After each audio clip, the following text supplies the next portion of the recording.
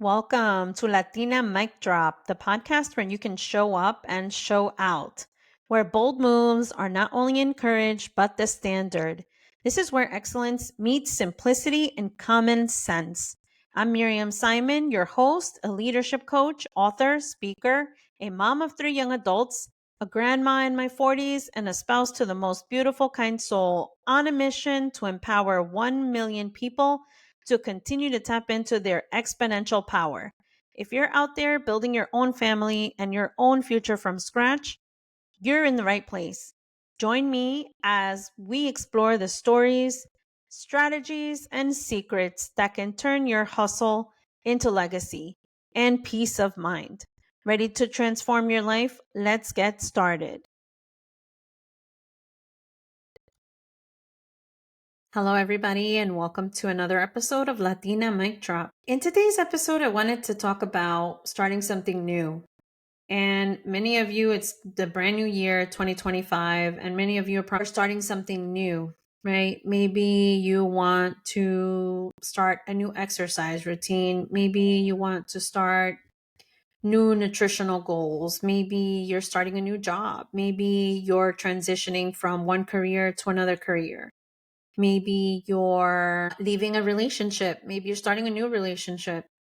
Maybe you're new mom, right? New parent. And maybe you've unfortunately lost one, right? And or a new life without somebody. And so it can be difficult when you're starting something new.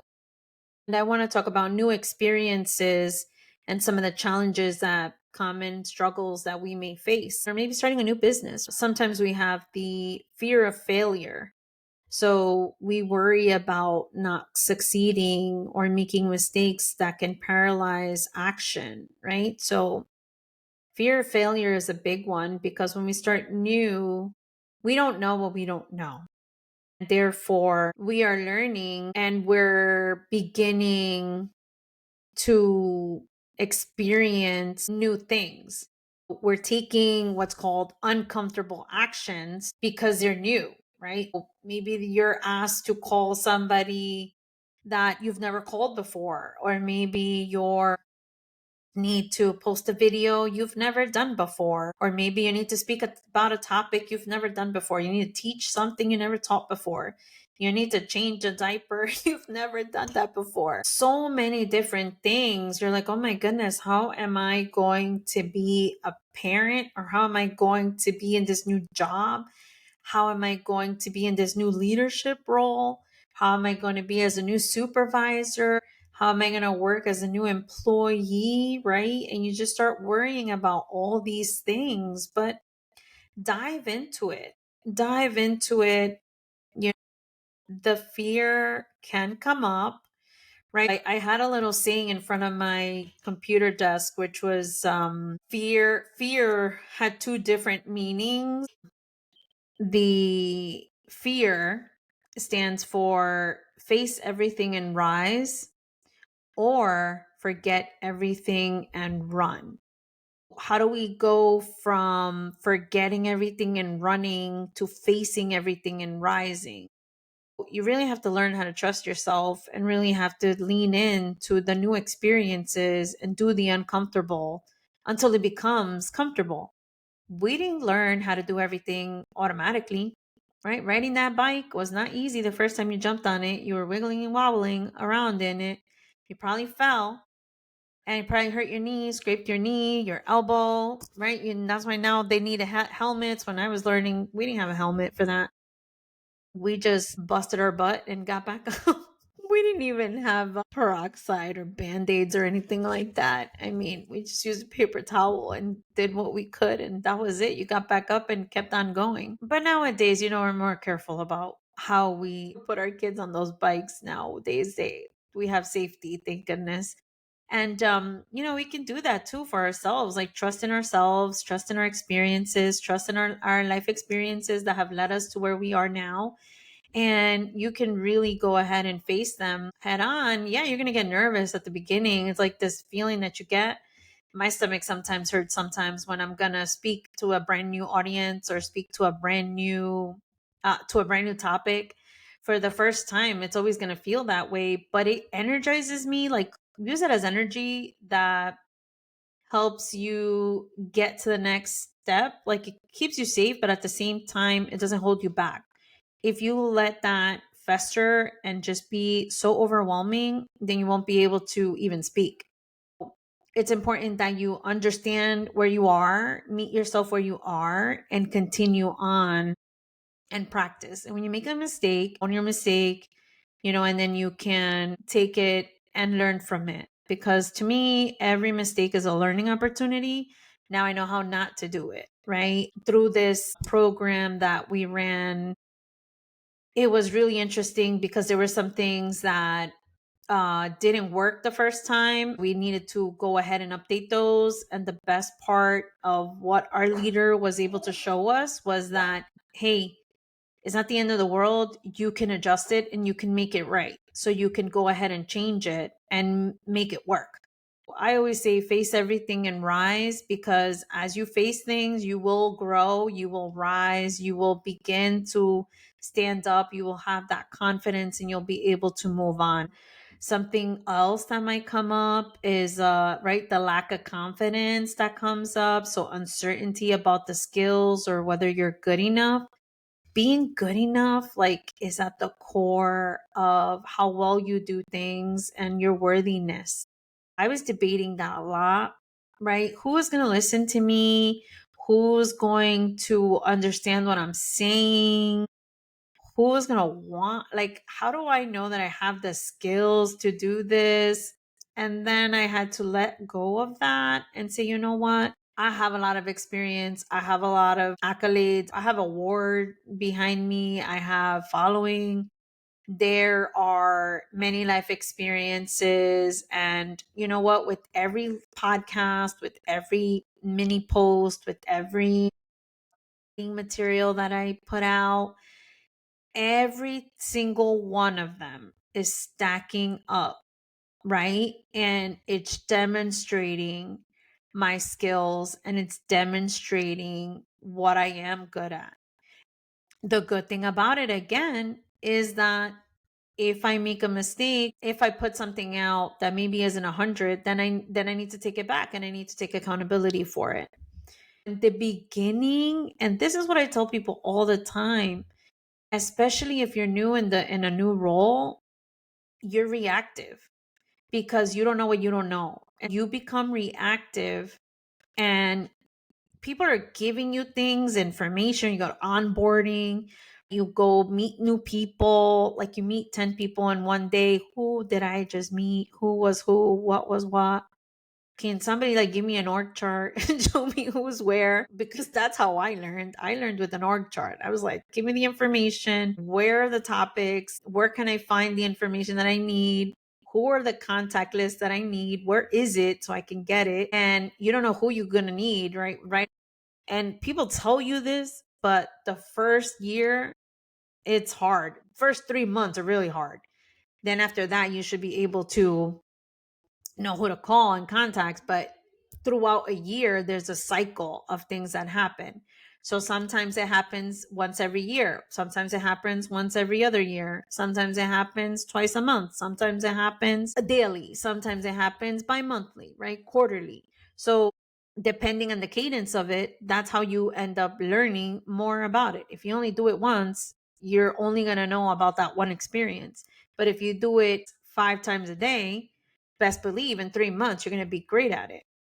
But if you only do it once a year, well, this year you learn, next year you learn more, and the following year you learn more and have the support system that you need. And it's always about figuring it out to start amidst all the options and advice, right? So people will tell you, oh yeah, you could do it XYZ. You can call this person or that person, right? There's always options. But what you want to do is, based on the information you know, take a deep breath, take a look at what it is that you need, and you make your decisions based on how you make decisions, right? Trust yourself and understand that you've made good decisions before. And so then now, how am I going to make these decisions today? What is it that I need, right? Sometimes you do need to quiet the noise and let people take a step back and say, hold on, let me think about this, or just give me a minute. And because sometimes when you're training with somebody, right, they do it the best way that they know how to do it. But what you want to try to do is say, okay, what is the best way that I can do it? And then sometimes you do training classes, but then you need to implement them yourself. So these are the thing you're like, oh my God, what was step one? What was step two? What was step three? Like, is there job aid for this so that I can follow those steps and then see what's working, what isn't working? And did I get to the end result that I wanted? Did I get to the outcome? Right. But in the beginning, it's an overwhelm of information. It's like figuring out where you're standing, figuring out where you fall in place with everything, how you are connected to the other units, divisions, personnel, people, businesses, volunteers, other, whatever organization or whatever it is that's new. Like, how do we fit in now as a family, right? If you're a new parent, who's going to do this? Who's going to do that? When are we going to do this? How am I going to get to work? Are you going to go back to work? There's a lot of things happening.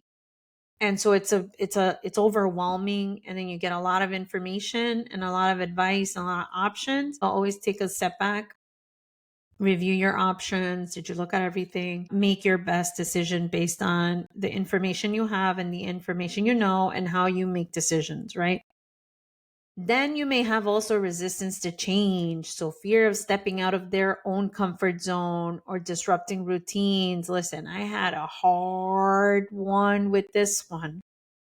That resistance to change hadn't happened to me in a very long time. I'd seen myself as a flexible person, but my life went upside down maybe 2 years ago. And I had a big case of resistance to change. I was not because I was afraid of getting out of my comfort zone.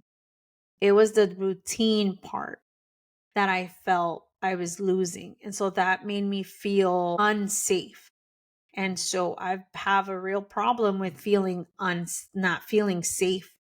And so then I had to really take a step back and I had to really assess the situation. And I had to really find and ground myself in the new routine. And I had to figure out what it was that was going to be the new routine and how this new group that I was working with was going to work out. And in the beginning, it felt really, really hard. And it was really, really difficult. But I learned. And so the other part too is like getting out of your comfort zone. So sometimes you're comfortable doing things the same way every single time. And you're comfortable, making decisions the same way every single time. But then if you get new leadership, right, those decisions change. Sometimes you're not the decision maker and you need to start asking, or you need to start informing, or you need to start developing a decision with somebody else. And so those become difficult because you're used to just going ahead and taking care of it. And now you're at a point where, oh, wait, I need to go speak to somebody else about this before I take action. And so therefore, that resistance to change, oh my goodness. If you're having a hard time, check that. Always check your resistance to change, because 9 out of 10 times, I think you're having an issue with the resistance to change if you're having a hard time. So take a step back and take a look and say, okay, what is difficult about this? And what do I need to get to a new level, right? What do I need to change or reassess or review to make this work? Because now there's new circumstances, a new group, a new situation, and things change. Like, it's inevitable, though, right? The constant change is change. Constant in life is change. But when you have that resistance to it, your life becomes harder. And sometimes we don't even realize we're doing it, and it happens. Gotta take a breath after that one because it was really hard for me. But I'm on the other side. And thankfully, I am learning and growing as a person as well, and not having so much resistance to change. Sometimes we may think we have limited resources, a lack of time, money, or support systems to begin effectively. So you want to start taking a look at, what is it that I need? How much time can I focus on this new business, right? So, like for me, I still have my 9 to 5, and I find time to do the podcast, to do blog, to do writing.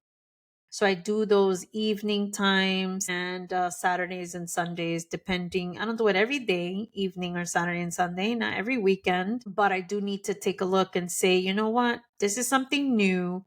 How much time do I need? So before I even started the podcast, I started thinking about how long do I want to record for? Are my episodes going to be 30 minutes? Are they going to be 20 minutes? Are they going to be 15, 45, an hour? Then how much time do I need to edit them? How am I going to come up with the topics?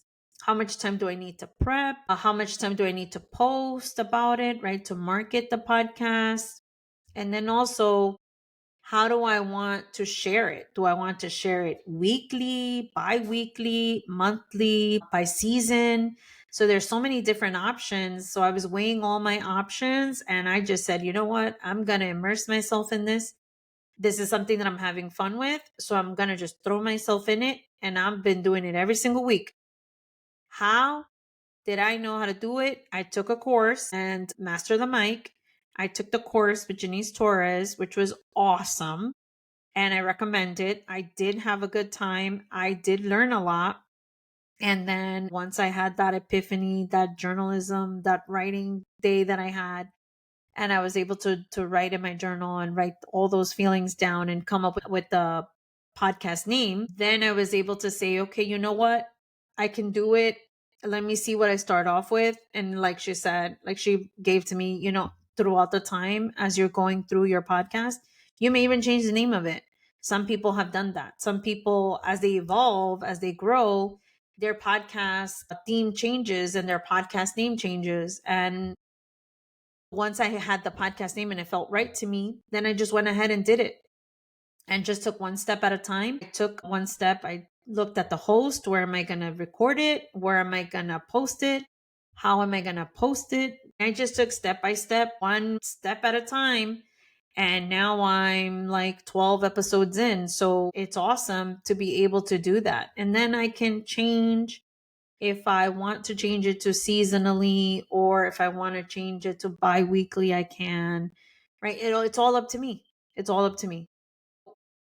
Always checking in on your resources and checking in how much time you need, how much does it cost, right? I was thinking about that too. I was like, okay, so the host, what does that cost? Or where am I going to record it? How much is it a year? What support systems do I need to begin effectively, right? Like, is my family gonna like be making a lot of noise when I'm recording my podcast? Is my dog going to be barking up a storm, if the mailman comes? Is my wife going to be at home? Is it like interfering with our date nights, or is it because it's on the weekend too and she's home on the weekend?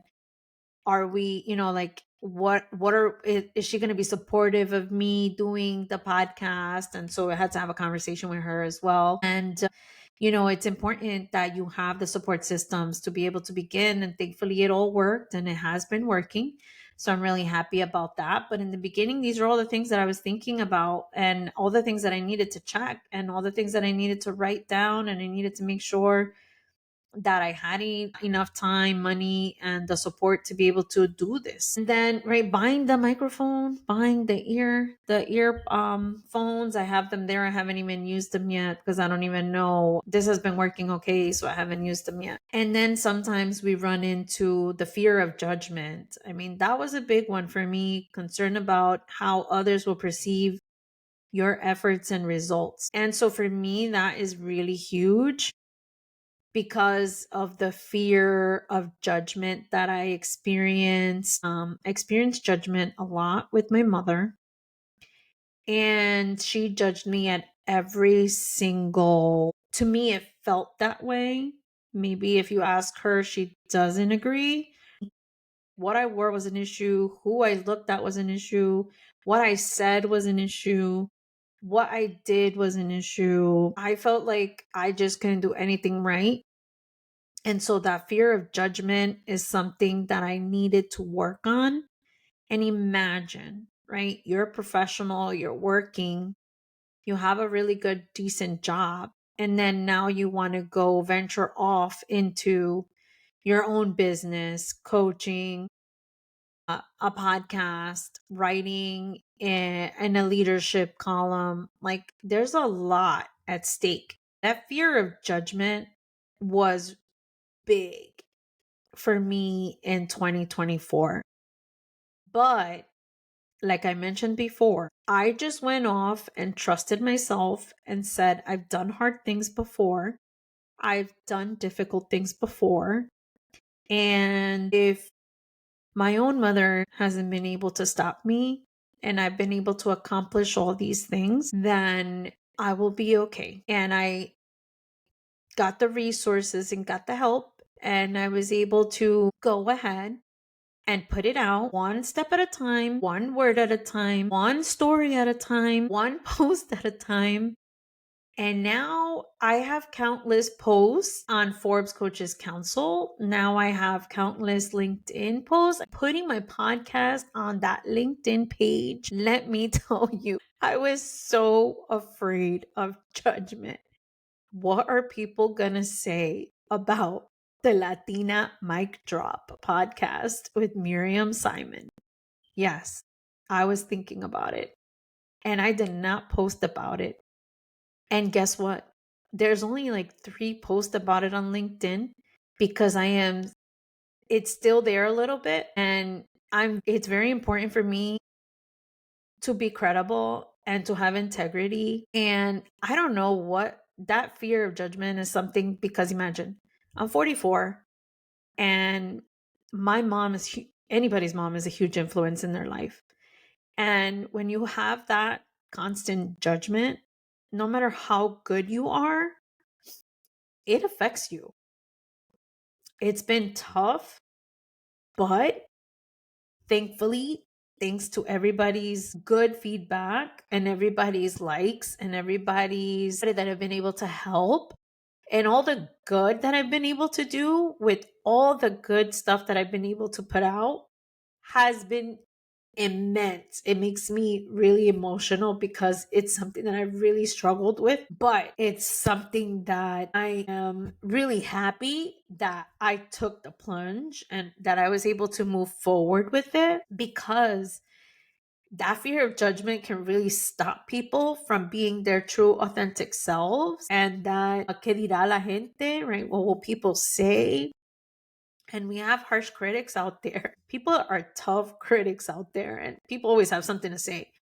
And even if they don't have anything to share, even where they have no business, sometimes people want to share. And I can tell you that it's been a very rewarding experience to come out of my comfort zone, to be able to share my life with you all. And so I am very happy and excited that I've been able to do it. And it's been a whirlwind of emotions for me the past 2 years, and even just writing my book. And I can't wait to share that with you all, because when that comes out, you'll see the tattoos that turn into the pearls of wisdom, which is, the main theme, tattoos and pearls. And it's been having a lot of impact online. I've been seeing a lot of good feedback so far, and I'm really excited to put it out because it's something that is tough. It's hard when you think about all those things and you let your vulnerability out, and that fear of judgment is like, you could tell, like that fear of judgment is high on my trigger list. But it's something that I've been able to work through, and it's something that I've been able to continue to work through, and something that I've been able to continue to get better at. And the critics are going to come, but the good part about it is that so are the good people, so are the good things, so are the good outcomes of all this, all the results, the people that I'm going to help, the people that I'm going to reach, the people that I'm going to be able to work with, like all my future clients. I'm waiting. I'm just here waiting to be able to work with you all, to help you, to get you to the next level, to be able to honor you the way that I've been able to honor myself, honor my wife, honor my kids, honor the people that I see that are important, honor the coworkers that I've worked with. Like, because of that judgment that I experienced, that's why I honor people so much, because everybody has a past, everybody has experiences that they've been through, and it's really, really important that we honor ourselves wherever we are and what we've been through, but that we don't let it hold us back. And especially when we're starting something new, that's when all of these things can creep up, because it is difficult to get out of your comfort zone and to stop living the way you've been living that has helped you. Like I mentioned, I was making myself small to be invisible because that helped me stay safe for so many years. I had to be quiet or I was going to get smacked. I'm laughing about it, but that's not funny. Like, I say it like that because the laughing part is how I deal with things, but it's not funny. And we needed to be able to feel safe. So then what did we have to do? We had to be quiet, or something would happen or something could happen. And you could never really voice your opinion or voice, you know, saying anything that would go against it because of that. And so there's a lot of stuff that comes with us, and we continue to carry it with us. But as we start something new, dive into trusting yourself and build that trust and build that confidence and get yourself out there and try new things. It's okay. I mean, I went from having nothing to all the great things that I've been able to experience now. And I still know there's so much more. There's so much more out there to go get and to go experience, new people to meet. And I can't wait. Thank you for tuning in, and I appreciate you all. Hey, here's to all the new things and all the new challenges that we're going to overcome in 2025. Take care. Thanks for tuning in to Latina Mic Drop. Remember, you're not alone on this journey. We're building something extraordinary together. If today's episode inspired you, subscribe, leave a comment, and share it with someone who needs to hear it.